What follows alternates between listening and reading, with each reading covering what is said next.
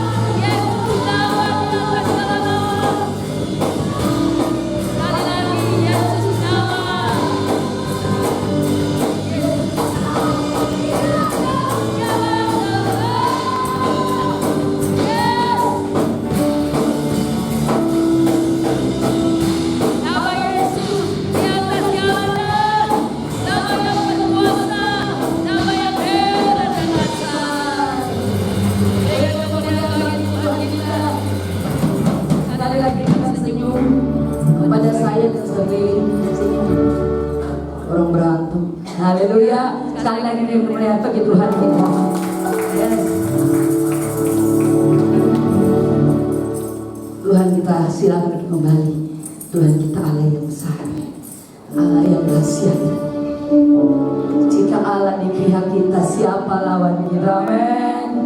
Kita siapkan hati kita untuk menerima kebenaran firman Tuhan, karena firman Tuhanlah pelita bagi kaki kita, terang bagi jalan kita.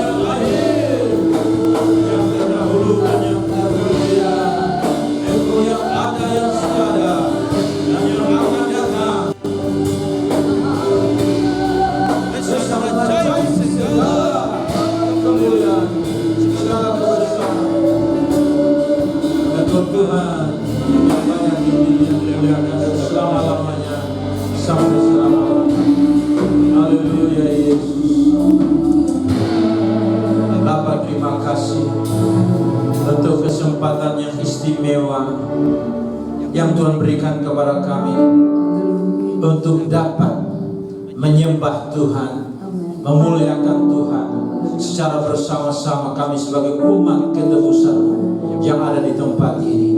Kami percaya semua pujian penyembahan yang kami naikkan kepada Tuhan, Tuhan berkenan menerimanya dan memberkati kami sekalian. Bapa, ini kami semua umat-Mu, kami mendengarkan kebenaran-Mu yang Kau mau sampaikan bagi kami sekalian dengan memakai bibir mulut hamba-Mu ini. Untuk itu, nyatakan kehendak-Mu, biar setiap kebenaran firman yang Engkau izinkan keluar dari bibir mulut hamba-Mu bersumber dari kuasa, hikmat dan pengurapan Tuhan, sehingga setiap kami yang mendengar firman Tuhan, iman kami dibangunkan atas dasar hikmat yang Engkau nyatakan melalui kebenaran firman-Mu. Dan dengan penuh sukacita kami membuka diri kami untuk membiarkan firman-Mu tertanam dalam hati kami, karena firman-Mu yang menyelamatkan jiwa kami. Engkau menyampaikan firman-Mu dan menyembuhkan kami dan mengeluarkan kami dari lubang kubur. Firman-Mu sangat bermanfaat untuk mengajar, untuk menyatakan kesalahan, untuk memperbaiki kelakuan dan mendidik kami dalam kebenaran, supaya setiap umat kepunyaan-Mu diperlengkapi untuk melakukan pekerjaan yang baik. Kepada firman Tuhan yang seperti inilah kami mau membuka hati kami, biar kebenaran firman-Mu yang menuntun jalan hidup kami, sehingga kami tidak menyimpang ke kanan dan ke kiri, tapi kami terus mempercakapkannya, siang dan malam renungkannya, sehingga dengan demikian perjalanan kami berhasil dan beruntung. Terima kasih banyak Bapa di surga. Roh jahat dalam bentuk apapun juga yang datang dengan tujuan untuk mencuri firman Tuhan, sehingga membuat kami tidak mengalami kebenaran itu atau mengalami kuasa firman itu, dengan sehati kami usir yang keluar dari tempat ini di dalam nama Yesus Kristus. Darah Yesus yang penuh kuasa, hancurkan segala pekerjaan roh jahat, dan biar Roh Kudus yang berkarya untuk menyatakan kuasa dan kemuliaan di tempat ini, sehingga Tuhan saja yang layak dimuliakan dalam semua pelayanan berlangsung, termasuk dalam pemberitaan firman ini. Untuk itu berfirmanlah bagi kami, kami siap mendengar dan mau menerima firman dalam hidup kami. Demi nama Yesus Kristus yang berkuasa, firman yang hidup itu kami berdoa. Haleluya. Amin. Silakan duduk Bapak Ibu Saudara-saudara. Tuhan Yesus memberkati. Shalom. Kita akan mendengarkan kebenaran firman Tuhan yang saya akan bagikan bertemakan sukses sejati jika saya mengenal siapa saya di dalam Kristus. Bapak Ibu Saudara yang kasih dalam Tuhan, sukses yang sejati itu ketika saudara mengenal diri siapa kita yang sesungguhnya di dalam Yesus Kristus. Siapakah saya? Pertanyaan ini merupakan sesuatu yang sangat mendasar yang dinyatakan oleh manusia sepanjang zaman untuk mengetahui hakikat dirinya sebagai manusia. Berbagai upaya sudah dilakukan untuk mendapatkan jawaban tentang siapakah saya. Dengan berbagai ilmu pengetahuan filsafat mencoba untuk menjawab siapakah saya yang sesungguhnya. Saya ingin sampaikan kepada kita sekalian bahwa jawaban yang sebenar-benarnya tentang keberadaan kita sebagai manusia, siapakah saya yang sesungguhnya, tidak bisa ditemukan di dalam teori filsafat, teori-teori yang dibangun oleh manusia, yang semuanya itu hanyalah merupakan sesuatu yang bersifat asumsi, sesuatu yang bersifat dugaan semata. Jawaban yang benar dan yang pasti tentang siapakah saya yang sesungguhnya hanya kita peroleh dalam suatu penyataan, dalam suatu wahyu yang Tuhan sendiri nyatakan kepada kita melalui firman-Nya yang tertulis dalam Alkitab. Sukses yang sejati jika saya mengenal siapa diri saya. Siapa saya yang sesungguhnya di dalam Kristus, sebagaimana yang dinyatakan oleh Alkitab sebagai firman Tuhan yang tertulis. Saudara yang kasih dalam Tuhan, sebelum kita mengetahui sesungguhnya siapakah saya, siapakah kita yang sesungguhnya dalam Kristus Yesus, mari kita memperhatikan yang pertama, siapa manusia menurut pandangan evolusi dan komunisme. Hal ini perlu kita ketahui. Jangan sampai kita mengaku diri kita orang percaya kepada Yesus Kristus, tetapi mungkin kita adalah penganut teori evolusi dan komunisme. Mari kita perhatikan siapa manusia menurut pandangan evolusi dan komunisme. Manusia menurut pandangan evolusi biologis dianggap sebagai binatang menyusui yang cerdas, yang pertumbuhannya menurut proses evolusi dari tingkat yang rendah ke tingkat yang lebih tinggi. Jangan sampai kita mengaku diri kita orang Kristen, pengikut Yesus, tetapi sesungguhnya kita mungkin terlibat di dalam mempercayai teori evolusi yang memandang manusia itu sebagai binatang yang menyusui, yang berperilakunya seperti binatang. Saudara yang dikasihi dalam Tuhan, menurut teori ini manusia itu bertumbuh melalui suatu proses evolusi. Sekali lagi, menurut teori ini manusia itu berproses dari tingkat bawah menuju ke tingkat yang lebih tinggi. Itulah teori evolusi, di mana manusia dalam tindakan yang rendah dia adalah kera, kemudian berproses melalui evolusi dan akhirnya menjadi manusia seperti saudara dan saya sekarang ini.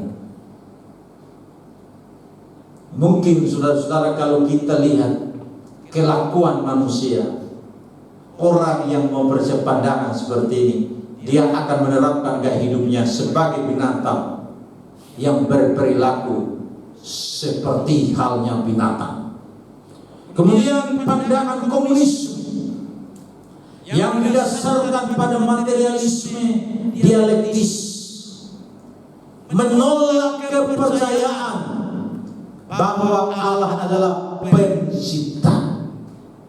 Jadi manusia itu ada melalui suatu proses evolusi dari tingkat yang rendah tadi ke tingkat yang lebih tinggi. Dan karena komunisme, dia menolak kepercayaan bahwa Allah adalah pencipta.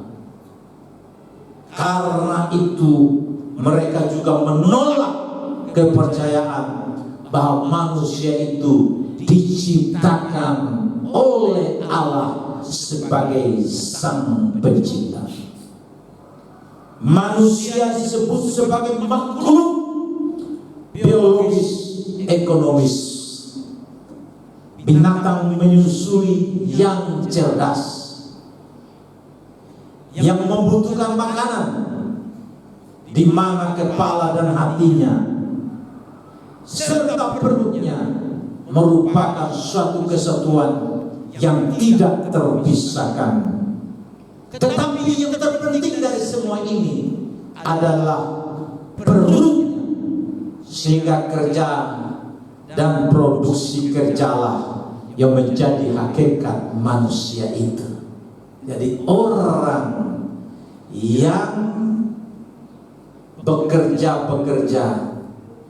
karena dia tahu dari pekerjaannya, dia akan memenuhi kebutuhan perutnya, sehingga dia tidak peduli dengan sang pencipta. Dia tidak peduli bagaimana dia membangun kehidupan ibadah.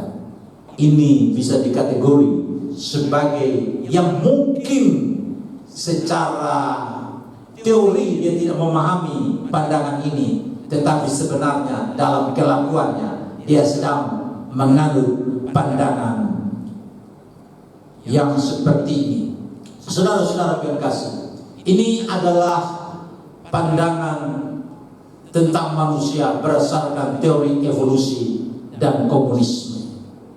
Apakah kita termasuk dalam jadi seperti ini, yang walaupun mungkin secara teorinya kita tidak menganut, tapi dalam praktek hidup sehari-hari mungkin kita memperlakukan gaya seperti ini? Mari kita melihat yang kedua, saudara-saudara, apa yang Alkitab ungkapkan tentang siapakah saya, siapakah saudara. Sesungguhnya saya adalah manusia diciptakan Tuhan sesuai dengan gambar dan rupanya sendiri.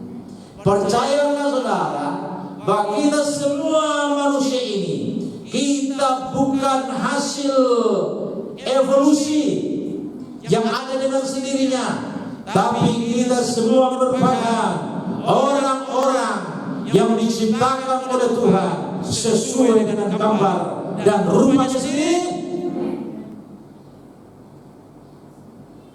Kita akan memperhatikan beberapa ayat firman Tuhan yang menjelaskan mengenai hal ini. Kejadian pasal 1 ayat 26 dan 27. Berfirmanlah Allah, baiklah kita menjadikan manusia menurut gambar dan rupa kita, supaya mereka berkuasa atas ikan-ikan di laut dan burung-burung di udara dan atas ternak dan atas seluruh bumi dan atas segala binatang melata yang merayap di bumi.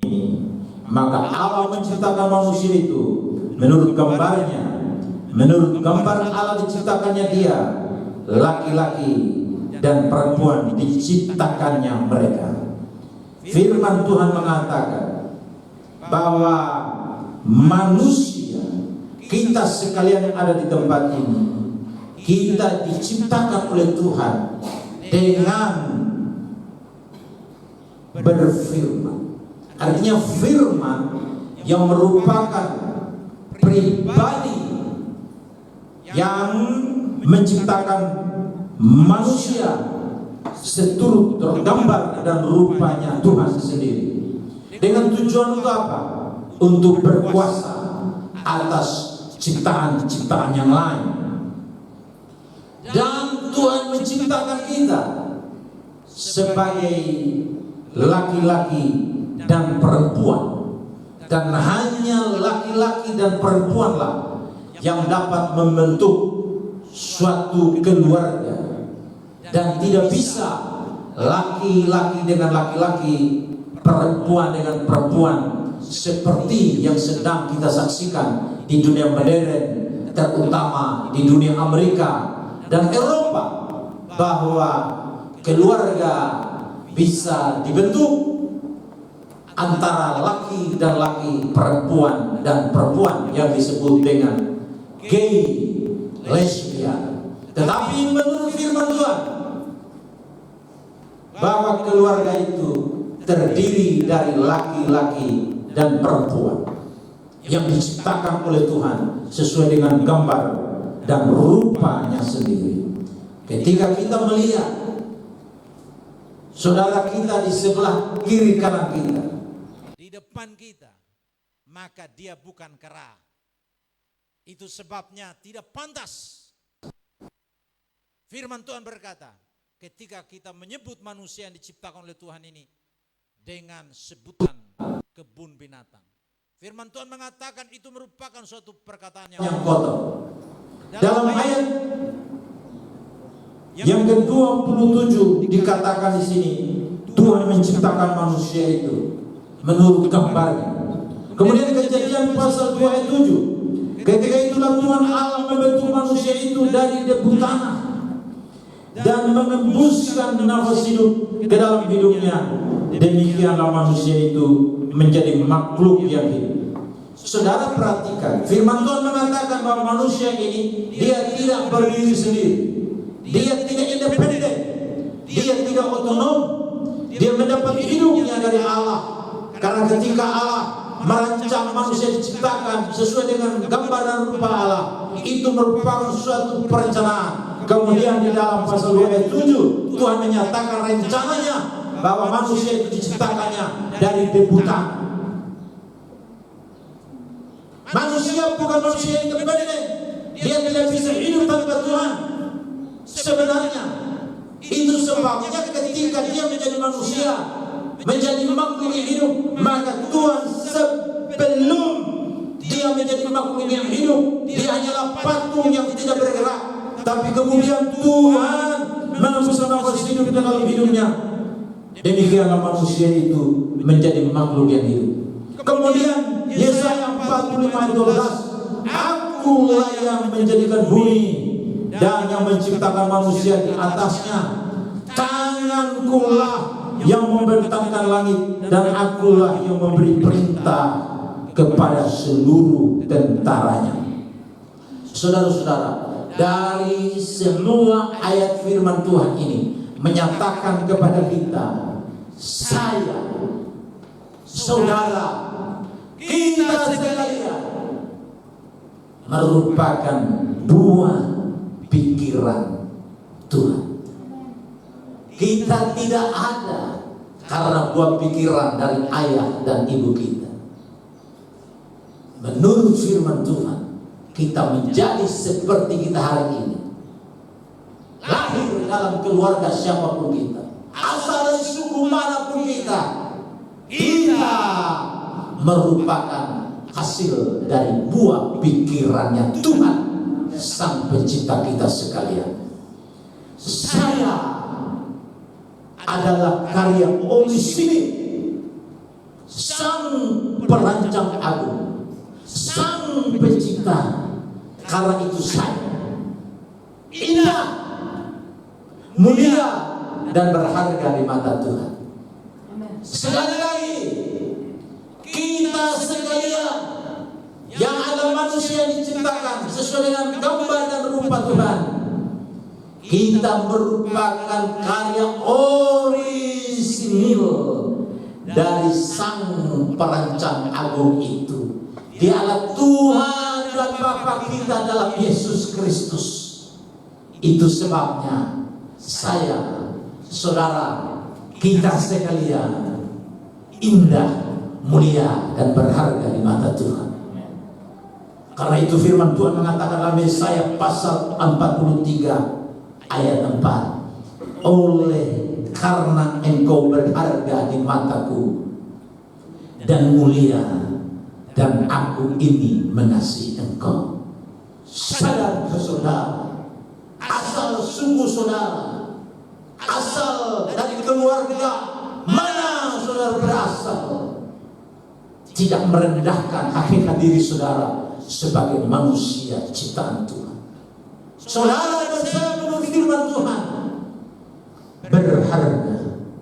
Saudara saya mulia dan indah di mata Tuhan. Kalau kita menyadari hal ini, kita tidak akan merendahkan martabat siapapun hanya karena dia berasal dari salah satu suku yang mungkin kita rendahkan suku itu. Katakanlah saudara mungkin suku Timor yang merendahkan suku Sabu. Saudara berkata, sabu kau. Dari namanya saja Sabu itu sudah sabu-sabu, sehingga suku lain kemudian merendahkan suku ini. Tapi karena kita juga tidak mau direndahkan, kita pun merendahkan suku yang lain. Saudara, saya ingin sampaikan kepada kita tidak pernah menetapkan dari keluarga mana kita berasal, dari suku mana kita berasal. Kita tidak pernah menetapkan mata kita sipit atau bulat, rambut kita keriting atau lurus, kulit kita hitam atau putih atau coklat. Semua ini adalah suatu ketentuan di mana Tuhan yang menciptakan kita sesuai dengan rupa dan gambarnya, dan kita merupakan karya original dari Dia sebagai Sang Perancang Agung itu. Dan itulah sebabnya kita masing-masing kita adalah mulia, indah, dan berharga di mata Tuhan. Saudara yang kasih dalam Tuhan, siapakah saya? Saya dilahirkan dari rencana Tuhan dan diciptakan sesuai dengan apa yang Tuhan maksudkan. Diciptakan sebagai makhluk yang paling indah, yang paling mulia, yang paling berharga. Dan itulah sebabnya ketika saya jatuh dalam dosa, Tuhan tidak membiarkan saya untuk ada di dalam dosa. Tuhan tidak membiarkan saya untuk terus-menerus bergelimang di dalam lumpur dosa itu. Tuhan kemudian karena kasih-Nya, Dia menebus saya, Dia menebus kita sekalian untuk mengembalikan kita pada hakikat diri kita semula sebagai manusia diciptakan sesuai rupa dan gambarnya, yang walaupun karena dosa kita telah rusak, oleh karena dosa kita telah kehilangan kemuliaan Allah, tetapi oleh karena kasih karunia Yesus Kristus melalui karya penebusannya, kita dikembalikan dalam posisi kita sebagai manusia diciptakan sesuai dengan rupa dan gambarnya Tuhan sendiri. Alkitab berkata, karena kita dilahirkan dari rencana Tuhan, kita diciptakan sebagai makhluk yang mulia, yang berharga, dan karena itu kita ditebus oleh Tuhan menjadi milik kepunyaannya sendiri. Yesaya 43 ayat 1 dan 2 mengatakan begini, tetapi sekarang beginilah firman Tuhan yang menciptakan engkau. Percaya saudara bahwa kita semua diciptakan oleh Tuhan? Percaya? Atau saudara percaya teori evolusi tadi? Saudara merupakan manifestasi dari binatang menyusui yang sedikit cerdas dibandingkan dengan binatang-binatang yang lain? Saudara mempercayai itu atau tidak? Kita harus tegas mengatakan kita tidak mempercayai itu. Kita mempercayai bahwa kita diciptakan oleh Tuhan sesuai dengan rupa dan gambarnya. Karena itu firman Tuhan berkata, tapi sekarang, jadi bukan hanya dulu, sekarang ketika firman ini dinyatakan, bahwa Tuhan menyatakan sekarang kepada kita sekalian melalui firman ini, Tuhan yang menciptakan engkau. Hai Yakub, mari kita sebut nama kita sendiri. Sebut masing-masing mengatakan begini, firman Tuhan yang menciptakan. Firman Tuhan yang menyatakan. Kiranya sekali. Haleluya. Kita semua diciptakan oleh Tuhan. Nah, saudara yang kasih dalam Tuhan, bukan hanya Yakub saja, tapi juga kita bisa menggantikan nama Yakub dengan nama kita sendiri. Yang membentuk engkau, hai Israel. Yang membentuk engkau, hai Indonesia. Yang membentuk engkau, Timor. Rote Sapu Alo, Sumba Flores, yang membentuk engkau Jawa dan sebagainya. Saudara yang kasih dalam Tuhan, karena itu firman Tuhan berkata begini, janganlah takut. Hari-hari ini saudara, banyak berita yang membuat kita takut. Tapi kalau kita menyadari kita mempunyai hakikat diri sebagai manusia ciptaan Tuhan, maka kita tidak akan takut. Karena situasi yang ada tidak bisa mempengaruhi Tuhan yang ada di dalam kita, yang membentuk kita, yang menyatakan kepada kita supaya kita jangan takut. Sebab aku telah menebus engkau. Yesus sudah menebus kita melalui kematiannya di atas kayu salib. Dia mencurahkan darahnya untuk menebus kita menjadi miliknya, sehingga kita bukan milik kita lagi, kita adalah milik Tuhan. Kita tidak punya hak kepemilikan atas diri kita.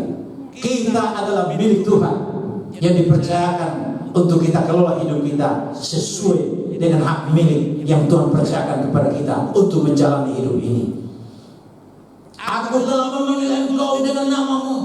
Jadi masing-masing kita saudara percaya bahwa Tuhan yang menciptakan kita sesuai dengan gambar dan rupanya. Dia mengenal kita masing-masing. Saya mau tanya di antara kita yang ada di sini, apakah semua sudah tahu nama dari masing-masing ini? Saya yakin Om Nafas belum tentu tahu semua nama anak-anak atau nama dari jemaat yang ada di tempat ini. Apakah Bapak Ibu mengenal nama kedua anak dari Ibu Rahel, worship leader tadi? Tahu tidak nama mereka dua? Kenapa tidak tahu? Mereka sudah hadir beribadah di sini, tapi tidak pernah tanya siapa namamu deh. Dan karena itu kita tidak pernah tahu. Kita hanya tahu anaknya Ibu Rahel. Jujur atau tidak semua ini? Kamu nampak tahu? Tidak tahu kan? Apalagi Pantasan pasti tidak tahu lagi. Atau tahu Bapak? Tidak tahu juga. Tapi firman Tuhan berkata, orang tidak kenal kita, tidak tahu nama kita, tapi Tuhan Sang Pencipta itu, Dia tahu nama kita. Dia memanggil kita dengan nama kita sendiri. Dan engkau ini kepunyaanku. Ini yang Tuhan katakan, bahwa kita semua ini bukan milik kita. Kita adalah kepunyaan Tuhan, karena kita sudah ditebus, sudah dibeli dengan harga kredit lunas. Saudara-saudara, tidak ada kredit. Kalau Pak Kaleb membeli mobil kredit. Karena itu suatu waktu ketika saya di Jakarta, saya naik mobil dari seorang teman. Dia bilang begini, kirim. Kalau saya dipanggil sama mereka, tambah N-nya, kirim. Kau dengar apa bunyi mobil ini? Saya bilang, saya dengar biasa-biasa saja, normal. Kau salah dengar. Lalu apa? Kalau kau dengar betul bunyi mobil ini, saudara, kamu akan dengar bahwa bunyi mobil ini kredit. Saya tidak ngerti yang dia maksudkan. Kita ambil rumah di PTN, itu juga kredit. Tetapi Tuhan ketika membeli kita, Dia tidak pakai kredit, Dia bayar lunas melalui kematiannya di atas kayu salib. Karena itu Dia berkata, kalian adalah kepunyaanku, karena penebusan yang secara tuntas Dia sudah lakukan bagi kita di atas kayu salib. Ayat 2 berkata begini, apabila engkau menyeberang melalui air, apakah engkau dan saya adalah milik Tuhan? Dia biarkan oleh Tuhan untuk menyeberangnya sendiri. Firman Tuhan menegaskan di sini, ketika kita menyeberang melalui air, aku menyertai engkau. Apa artinya air? Air ini bisa berbicara. mengenai tekanan-tekanan dalam hidup yang kita alami, persoalan-persoalan, pergumulan-pergumulan hidup yang kita alami dalam keluarga, dalam pekerjaan, dalam bisnis. Tetapi firman Tuhan berkata, ketika kita menyeberang melalui berbagai situasi kehidupan seperti itu, Tuhan tidak membiarkan kita berjalan sendiri. Dia menyertai kita. Atau melalui sungai-sungai, engkau tidak akan dihanyutkan. Kita tahu saudara, ketika sungai airnya banjir besar, ada orang kemudian hanyut di bawah arus sungai itu, dan akhirnya ada yang meninggal. Tapi firman Tuhan berkata, sederas bagaimanapun kuatnya arus sungai itu, Tuhan berkata, Dia tidak membiarkan kita hanyut. Tantangan yang begitu berat, yang seolah-olah kita tidak mampu lagi menghadapinya, percayalah, karena kita manusia diciptakan sesuai dengan gambar dan rupa Tuhan. Ketika kita menyeberang sungai, Dia tidak akan pernah membiarkan kita dihanyutkan oleh sungai itu. Engkau tidak akan dihanyutkan. Apabila engkau berjalan melalui api, engkau tidak akan dihembus, dan nyala api tidak akan membakar engkau. Saudara, ini semua merupakan gambaran-gambaran dari penderitaan hidup, dari tantangan, mulai dari tantangan kecil sampai tantangan begitu besar yang membuat kita tertekan, membuat kita stres. Firman Tuhan berkata, Dia tidak akan meninggalkan kita. Dia menyertai kita. Dia tidak akan membiarkan kita hanyut oleh arus sungai. Dia tidak akan membiarkan kita terbakar oleh api yang memanasnya di dalam perjalanan kehidupan kita. Saudara yang kasih Tuhan, kita adalah manusia diciptakan sesuai dengan rupa dan gambar Allah. Kalau kita memahami hakikat diri kita, siapa kita di dalam Tuhan, maka inilah yang disebut dengan sukses yang sejati itu. Saya adalah makhluk ciptaan Tuhan. Walaupun demikian, saya sebagai manusia tidak ada persamaan sama antara saya dengan Tuhan sebagai Sang Pencipta dan saya sebagai ciptaan. Karena itu tadi kita baca, ketika manusia diciptakan oleh Tuhan dari debutan, dia belum memiliki nafas hidup seperti yang kita miliki sekarang ini. Dia hanya patung yang tidak bergerak. Tapi kemudian Tuhan mengembuskan nafas hidup, kemudian manusia ini menjadi makhluk yang hidup.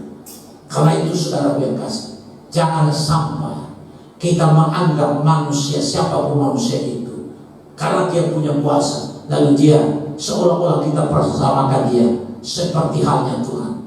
Firman Tuhan berkata, manusia dan Tuhan sebagai Sang Pencipta itu memiliki saat yang berbeda. Kita adalah makhluk yang bergantung sepenuhnya kepada Tuhan, dan kita ini manusia yang diciptakan sesuai dengan gambar dan rupa Tuhan, dan Tuhan itu adalah Sang Pencipta kita. Itu sebabnya ketika kita melihat seseorang, kita melihat orang itu merupakan gambar Tuhan, yang ketika kita melihatnya, kita akan mengagumi dan berkata, Tuhan Engkau baik, sungguh baik dan sangat baik, menciptakan orang dengan hidungnya yang pesek seperti itu, dengan hidungnya yang mancung seperti itu, dengan kulit yang putih, yang hitam. Yang mereka lah gambar Tuhan, yang ketika kita melihat, kita mengagumi Tuhan sebagai Sang Perancang Agung yang menciptakan kita menjadi makhluk yang hidup, makhluk yang indah, yang berharga dan yang mulia di hadapan Tuhan, karena kita sudah ditebus oleh Dia menjadi milik kepunyaannya sendiri. Kemudian yang terakhir, yang ketiga, saya diciptakan untuk menjalankan kehendak Tuhan di bumi ini. Saudara, Tuhan itu ketika menciptakan kita, Dia tidak menciptakan kita seperti seorang yang membuat jam tangan. Ketika jam tangan itu dibuat oleh Sang Perancang jam tangan atau jam dinding, saudara, Dia dilepas untuk berjalan begitu saja, tanpa ada hubungan lagi dengan sang perancang dari jam itu. Dia akan jalan secara otomatis kalau di situ ada baterainya, tanpa ada hubungan lagi dengan sang perancang itu. Artinya dia sudah hidup mandiri tanpa ketergantungan kepada yang membuat dia. Tetapi kita manusia tidak seperti itu. Firman Tuhan sudah katakan tadi bahwa Dia yang menyembuskan nafas hidup itu sehingga kita menjadi makhluk yang hidup. Kita tidak bisa mandiri, kita tidak bisa independen. Itu sebabnya ketika Tuhan sebagai sang pencipta itu pada saatnya mencabut nafas hidup yang Dia hembuskan ke dalam diri Bapak, Ibu, dan saya, kita tidak lagi seperti kita ada sekarang. Kita akan menjadi almarhum dan almarhumah. Kita tidak bisa independen. Dia yang memberikan nafas hidup ini. Dan ketika pada saatnya dia cabut kembali, siapapun di antara kita, kita tidak berkata, oh Tuhan, jangan, saya punya rencana ke depan, mau menikah dulu. Sebelum saya menikah, Tuhan jangan dulu, jangan. Oh saudara, kalau Tuhan sudah ambil keputusan untuk mencabut, tidak ada kata jangan. Itu pasti terjadi. Maka saudara akan disebut almarhum dan almarhumah. Itu sebabnya saudara seharusnya untuk apa kita diciptakan oleh Tuhan sesuai dengan gambaran rupanya. Kita diciptakan dengan satu tujuan, untuk menjalankan kehendak Tuhan di bumi ini. Yesus sadar betul untuk apa Dia datang ke bumi ini. Itu sebabnya Dia berkata, makananku ialah melakukan kehendak Dia yang mengutus aku dan menyelesaikannya. Tuhan punya maksud, Tuhan punya rencana dengan kita masing-masing. Karena itu kita punya tanggung jawab bagaimana kita menjalani kehidupan sesuai dengan rencana Tuhan dan menyelesaikan tugas yang Tuhan percayakan kepada kita selama kita hidup di bumi ini. Dan salah satu tugas tanggung jawab yang Tuhan kehendaki untuk kita lakukan, pergi jadikan semua bangsa muridku.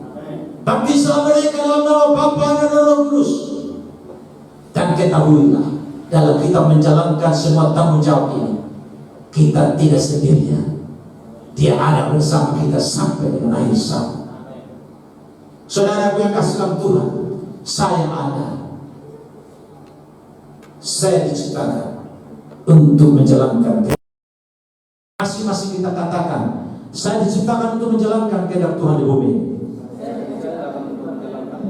Sadar betul, saya dimaksudkan ini berkaitan dengan pribadi masing-masing kita, bahwa kita diciptakan tidak acak-acakan,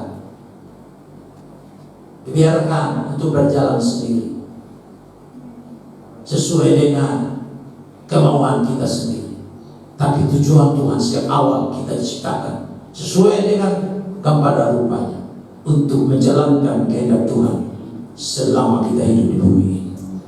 Karena itu dalam Kejadian pasal 1 ayat 28-29 mengatakan begini, Allah memberkati mereka.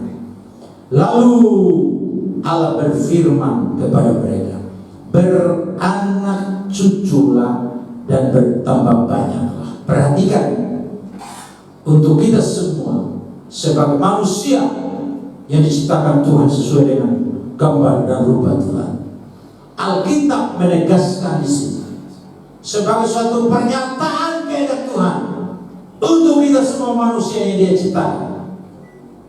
Firman mengatakan Allah memberkati mereka. Jadi pemberkatan ini Tuhan terlebih dahulu melakukan bagi pasangan manusia laki-laki dan perempuan. Inilah kehendak Tuhan. Kemudian kehendak Tuhan diwujudkan selanjutnya dengan berkata, beranak cuculah dan bertambah banyak. Artinya setelah Tuhan memberkati, kehendak Tuhan adalah supaya pemberkatan pernikahan antara laki-laki dan perempuan Tuhan sudah lakukan terlebih dahulu. Maka sekarang kehendak Tuhan dilaksanakan melalui hubungan sebagai suami istri. Perhatikan apa yang dikatakan firman Tuhan di sini. Sebagai kehendak Tuhan asal Tuhan diberkati, terus baru hubungan seksual. Sekarang bagaimana? Binatang menyusui, mereka baru bertemu di jalan. Nah, binatang menyusui itu, yang manusia bisa seperti itu kan? Apalagi saya dengar dari Om Nabas, apakah Om Nabas berkelakar atau tidak? Beliau katakan kalau di kampung saya itu harus coba dulu. Menurut beliau begitu. Artinya laki-laki itu kalau mau kenal seorang perempuan, supaya perempuan itu tahu apakah dia itu bisa mengandung, maka harus coba dulu. Kalau ternyata setelah uji coba berapa bulan tidak ada juga, maka laki-laki itu berpindah lagi dengan perempuan lain. Ini jahat sekali saudara yang kasih oleh Tuhan. Jangan sampai ini dilakukan ketika saudara saya sudah menjadi orang Kristen.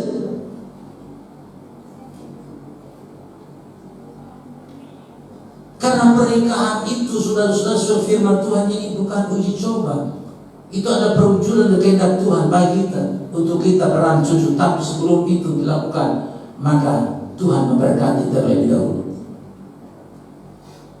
Jadi anak-anak muda secara khusus yang rencana mau menikah, jagalah supaya tujuan penciptaan Tuhan bagi kita untuk menjalankan kehendak Tuhan di bumi, termasuk di dalam konteks hubungan suami istri, diberkati dulu.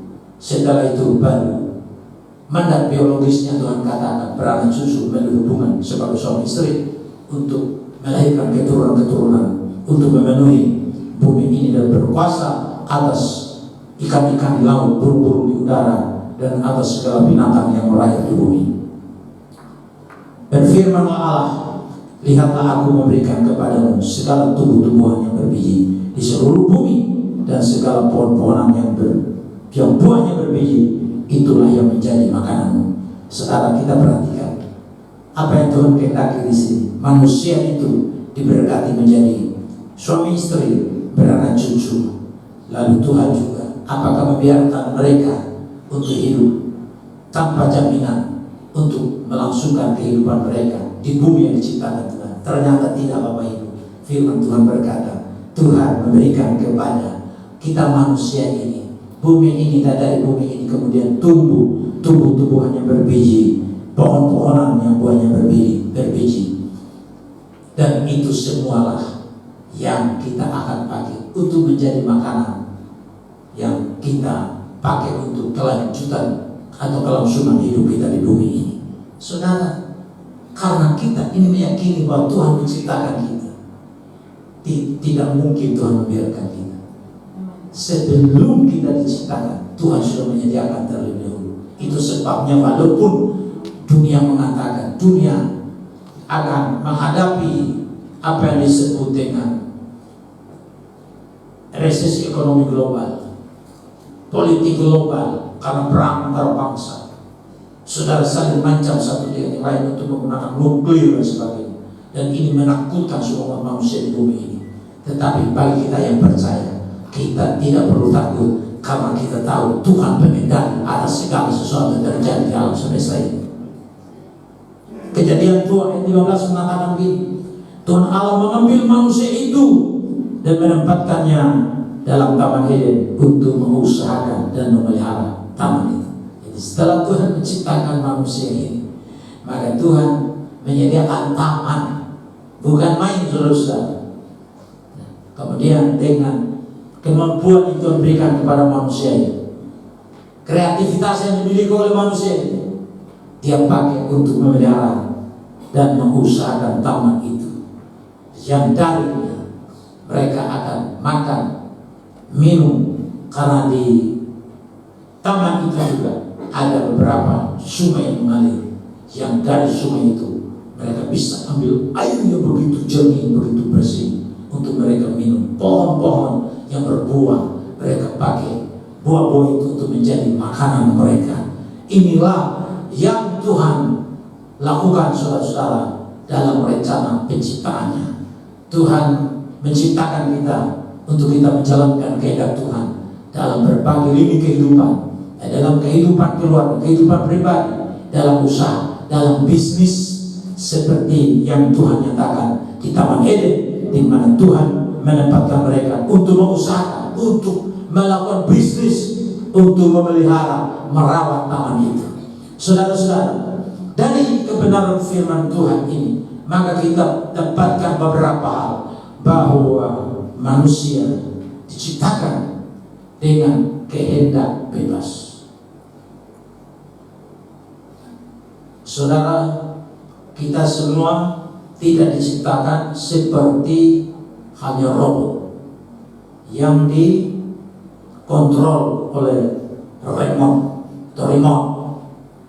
Kita diberikan oleh Tuhan suatu kehendak bebas untuk membuat pilihan. Karena itu ketika manusia itu ditempatkan di Taman Eden, Tuhan memberitahu bahwa di situ ada dua pohon pengetahuan yang baik dan yang jahat, dan ada pohon kehidupan. Tuhan menyatakan larangan terhadap salah satu pohon supaya buahnya jangan dimakan. Tapi untuk pohon kehidupan dan pohon-pohon yang di sekelilingnya, Tuhan tidak melarang. Kenapa Tuhan kemudian memberikan larangan? Nah, ini mau menguji apakah manusia dalam kehendak bebas yang dia miliki, dia memilih untuk taat kepada Tuhan, ataukah dia memberontak kepada Tuhan.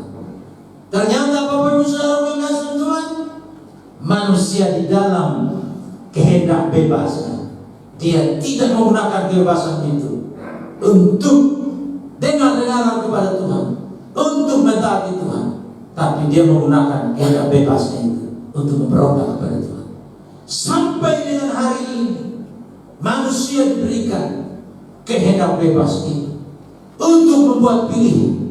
Karena itu dalam Yohanes pasal 3 ayat 16 firman Tuhan berkata, karena begitu besar kasih Allah akan dunia, dan karena kasih begitu besar, maka dia wujud nyatakan kasih itu dengan mengaruniakan anaknya yang tunggal, supaya barang siapa, ini menandakan bahwa kita diberikan kehendak bebas untuk membuat pilihan.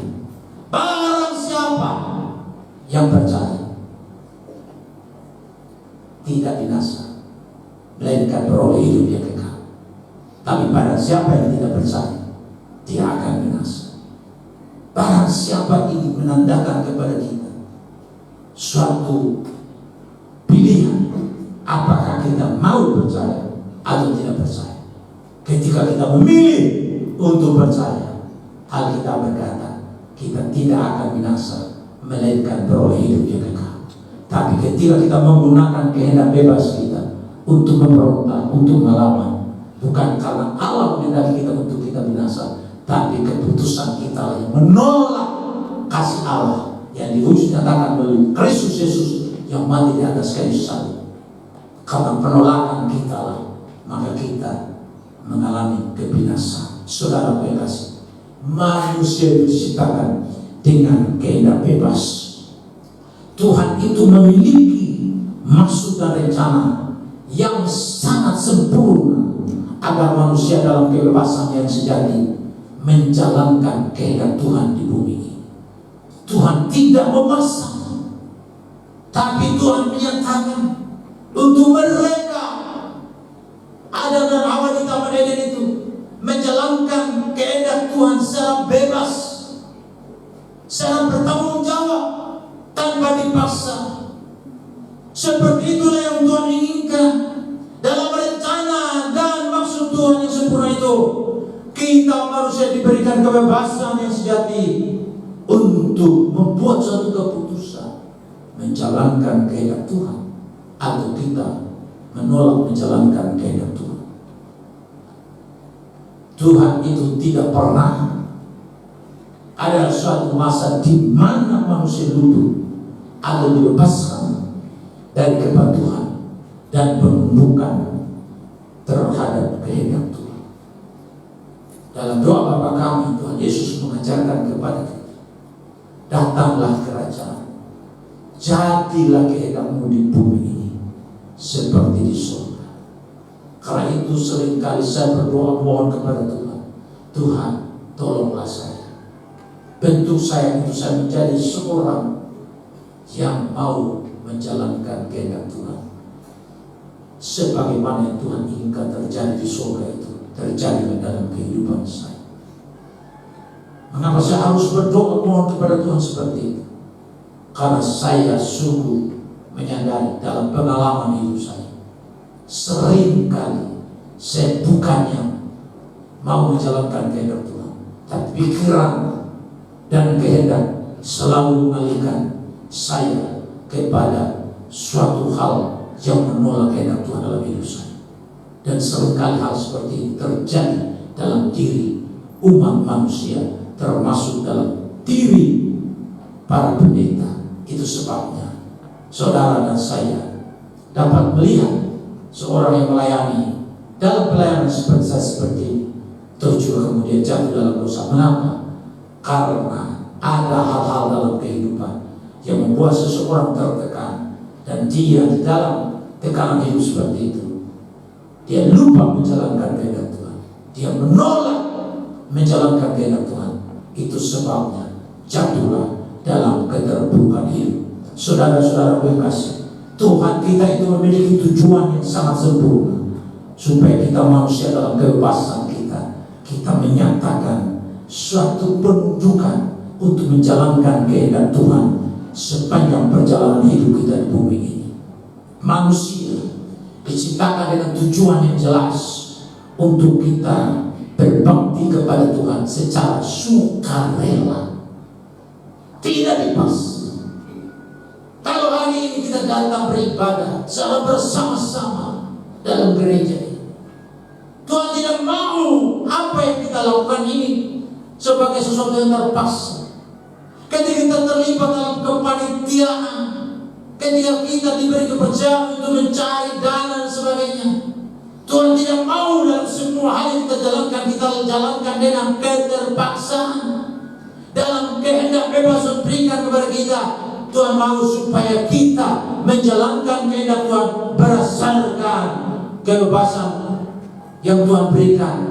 Secara rela kita melakukan kehendak Tuhan dan bukan karena paksaan. Mengasihi Tuhan harus kita wujudkan dalam ketaatan yang dilakukan berdasarkan kehendak bebas. Sebab kasih barulah disebut kasih jika diberikan dengan pilihan sendiri dan bukan karena paksaan orang lain. Ketika kita mencintai seseorang, saudara kekasih, orang itu juga akan membalas cinta kita, bukan karena paksaan, tapi masing-masing secara sukarela saling mencintai. Itu sebabnya suatu waktu ketika terjadi permasalahan dalam rumah tangga, kita tidak berkata, gara-gara kamu pasang saya. Tuhan, saudara kekasih Tuhan, tidak memaksakan. Dia mau supaya kita mengasihi Dia dengan suatu balasan kasih seperti Dia mengasihi. Jadi mengasihi Tuhan kita wujudkan dalam ketaatan, dan itu berdasarkan pilihan bebas kita. Kasih baru disebut kasih ketika diberikan suatu pilihan sendiri, bukan karena paksaan. Semua hal yang kita lakukan dalam pelayanan kita, di rumah tangga, di tempat pekerjaan, di gereja kita, semua itu harus dilandasi oleh karena kasih kepada Tuhan yang kita wujudkan dalam ketaatan. Dan kasih baru disebut kasih kalau itu dilakukan sesuai dengan pilihan ketaatan secara sukarela. Demikian juga Bapak Ibu Saudara, pergaulan kita dengan Tuhan itu juga bersifat perjanjian, yang dalam bahasa Ibrani disebut beri, atau bahasa Inggris disebut covenant, ikatan perjanjian. Saudara, ketika kita bergaul dengan Tuhan, melalui kita membaca firman, melalui kita berdoa, melalui kita menjalankan kehidupan ibadah dan pertemuan ibadah seperti yang berlangsung hari ini, itu semua merupakan suatu bentuk perjanjian covenant, di mana Tuhan bertindak tanpa memaksa. Yang Tuhan lakukan di dalam covenant, di dalam suatu perjanjian yang Tuhan nyatakan di dalam kita membangun pergaulan itu, tidak dilakukan dengan pasangan, tetapi yang Tuhan lakukan ialah menasihati, memberi peringatan, mengingatkan, mengajak manusia untuk berbakti kepada Tuhan, bukan dengan kekerasan, bukan dengan paksa, seperti yang kita saksikan hari-hari ini. Manusia dipaksakan melalui berbagai aturan. Kalau tidak, dicabut. Kalau tidak, memakai yang dipersyaratkan dalam agamanya, nanti akan dihukum cabut. Tuhan kita tidak seperti itu. Tuhan tidak pernah memaksakan. Apalagi dia menggunakan kekerasan untuk memaksa kita beribadah kepadanya, bergaul dengan dia. Bergaulah sebagai suatu perjanjian, sebagai suatu covenant yang dibuat oleh Tuhan dengan kita sebagai manusia ciptaannya. Itu dilakukan sebagai sesuatu yang tanpa paksaan. Tapi dalam perjanjian itu Tuhan hanya menyatakan untuk kita sebagai manusia diberi nasihat, diberi peringatan, diingatkan, diajak supaya kita berbakti kepada Tuhan, bukan karena paksaan, bukan karena kekerasan, tetapi dengan rela hati, menurut kebebasan dan persetujuan kita sendiri yang digerakkan oleh kasih Allah, untuk kita juga membalaskan kasih itu melalui bakti, melalui ibadah kita kepada Tuhan. Saudara yang kasih dalam Tuhan, kalau kita menyadari, mengenai siapa diri kita di hadapan Tuhan, seperti yang dikatakan oleh firman Tuhan, baru kita mengenal siapa diri kita yang sesungguhnya di dalam Tuhan yang menciptakan kita. Itulah sukses yang sejati itu. Saudara mungkin tidak punya mobil yang mewah, tetapi ketika saudara saya mengenal diri dan hidup sesuai pengenalan diri, seperti yang Tuhan ungkapkan dalam firman, dan kita menjalani kehidupan sesuai dengan maksud dan rencana Tuhan menciptakan diri kita, maka kita merupakan pribadi-pribadi yang sudah mengalami sukses sejati, seperti yang Tuhan katakan. Kiranya kebenaran firman Tuhan yang saya sampaikan memberkati kita sekalian, untuk kita sadari bahwa kita semua manusia perlu mengenal diri sebagai manusia diciptakan sesuai dengan rupa dan gambar Tuhan, dan kita diciptakan dengan tujuan untuk menjalankan kehendak Tuhan selama kita hidup di bumi ini. Amin. Buat firman Tuhan.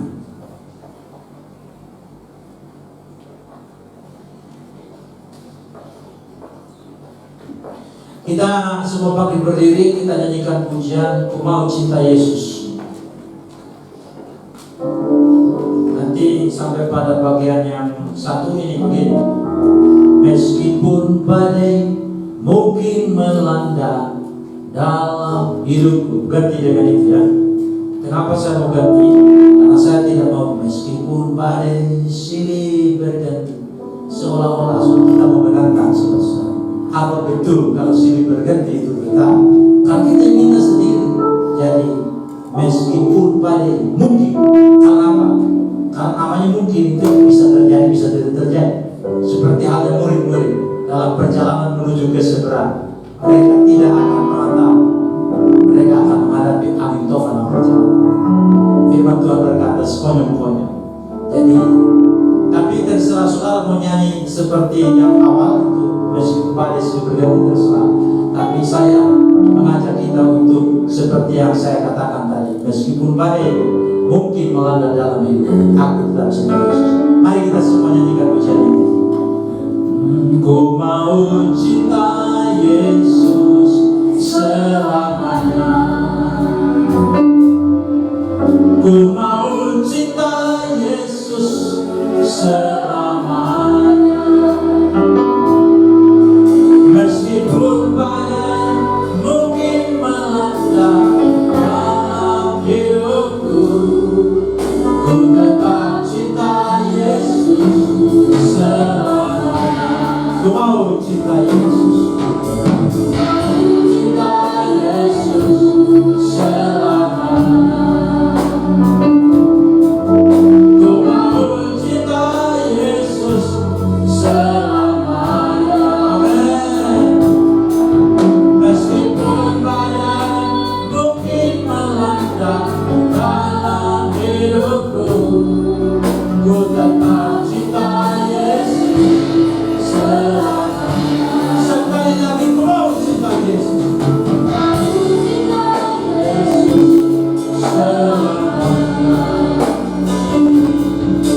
Ku mau cinta Yesus selamanya.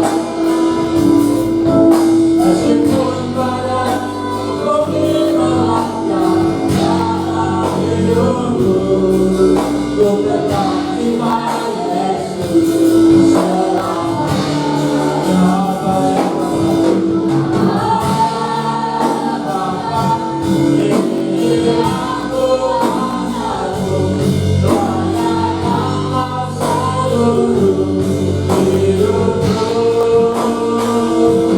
Ya Allah, ini aku anakku, pakailah sesuai dengan ya Allah.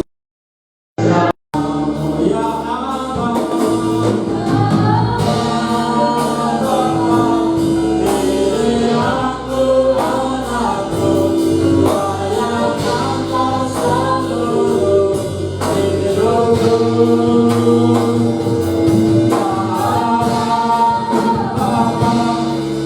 Ini aku anakku, pakailah sesuai dengan rencana. Satu kali lagi kita ulangi, ku mau cinta Yesus. Mau cinta Yesus selamanya. Biar ini menjadi pernyataan kita mau cinta Dia Yesus selamanya.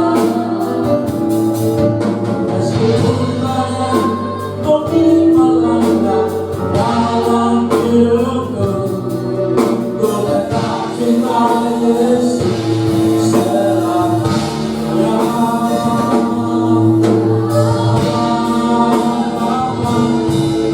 Ini aku anakku, layankanlah seluruh hidupku.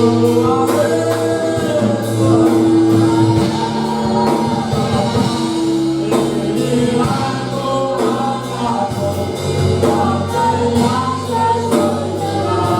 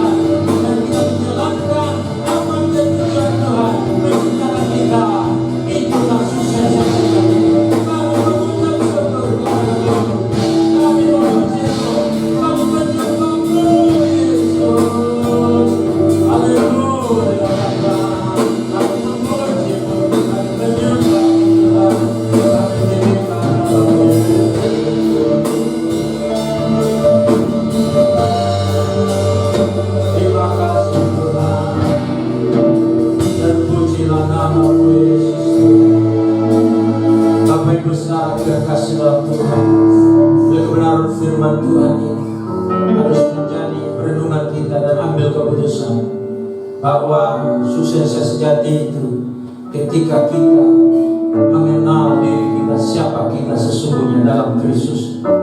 Kita ada di bumi ini bukan secara kebetulan. Kita ada karena Tuhan yang menciptakan kita sesuai dengan gambar dan rupanya untuk menjalankan kehendak Tuhan di bumi ini seperti firman Tuhan katakan.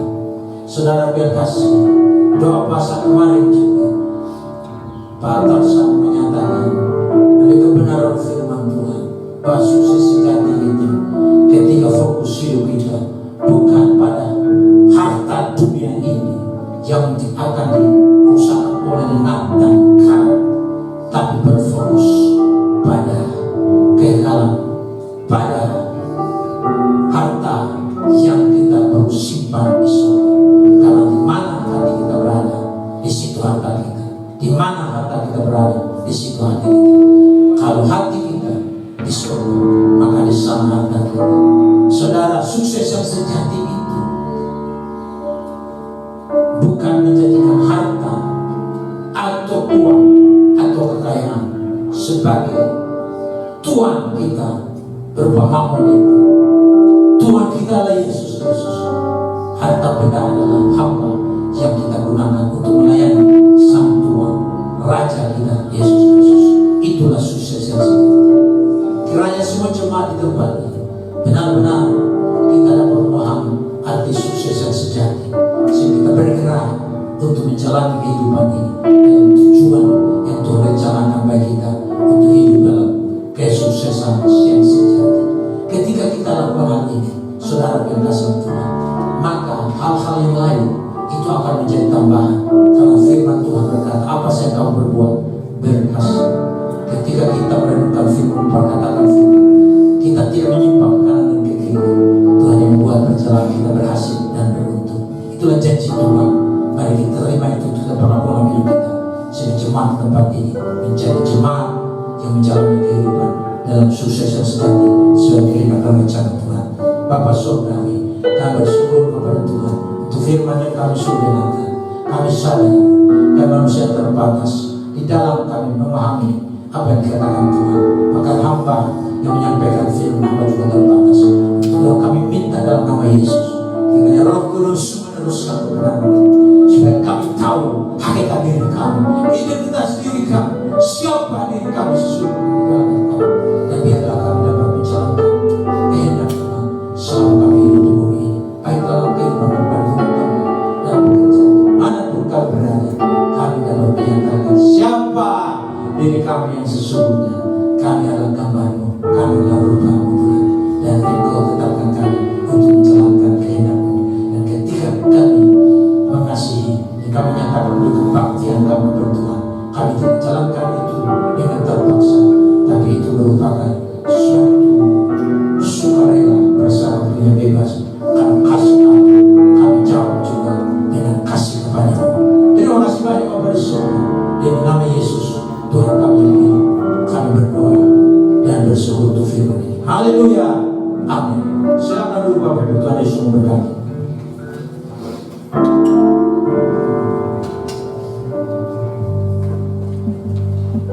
Puji Tuhan, kita akan mau memberikan persembahan kita. Sungguh kita bangga punya Allah seperti Yesus yang sudah menciptakan kita berharga dan mulia. Amin. Kita berikan persembahan kita yang terbaik bagi Tuhan.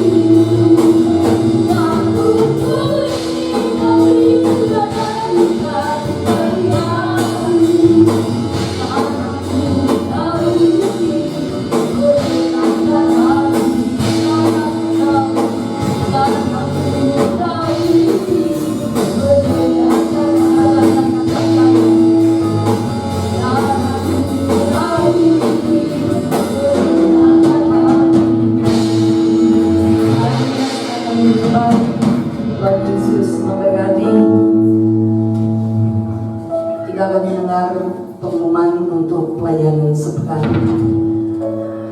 Terima kasih kepada Bapak Gembala yang telah menyampaikan kebenaran firman Tuhan dalam ibadah kita hari ini. Kiranya Tuhan Yesus memberkati, bertambah-tambah dalam urapan dan juga pewahyuan yang luar biasa, agar kita semakin dibekali oleh firman Tuhan dan kebenaran yang benar.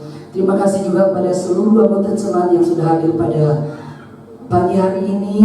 Kiranya Tuhan Yesus memberkati, dan juga setiap persembahan yang sudah diberikan, Tuhan Yesus memberkati. Adapun jadwal ibadah dalam minggu ini, hari Selasa ibadah WBI pada pukul 4 sore di gereja. WBI itu Wanita Bethel Indonesia, jadi bukan cuma ibu-ibu, tetapi wanita. Tadi sudah dikatakan wanita kan, tidak ada waria. Oke. Hari Kamis ibadah KUB di wilayah masing-masing, ya. Yang belum bergabung dalam ibadah KUB silakan bergabung di wilayah masing-masing, ada ketuanya masing-masing. Hari Sabtu ibadah pergumulan puasa jam 12 siang di gereja, doa puasa ya. Bagi yang melayani khususnya untuk hari Minggu, diharapkan sempatkan dirimu untuk bersama-sama mengikuti doa puasa, agar setiap pelayanan kita boleh menjadi berkat bagi seluruh jemaat yang hadir. Dan pada jam 7 malam ada ibadah pemuda dan remaja. Sekali lagi jam 7 malam ada ibadah pemuda dan remaja di tempat ini. Yang belum bergabung silakan datang pada jam 7 malam dengan komunitas Anda. Pada hari Minggu ibadah raya kembali pada jam 7 pagi dan jam 9 pagi di gereja. Persembahan ibadah jam 7 oleh Ibu Nike Logo, Ibu Ansi Lodo. Ibadah jam 9 pagi Saudara Bram dan Saudara Esra. Demikian pengumuman kita pada pagi hari ini. Tuhan Yesus memberkati. Saya kembali kepada Bapak Gembala.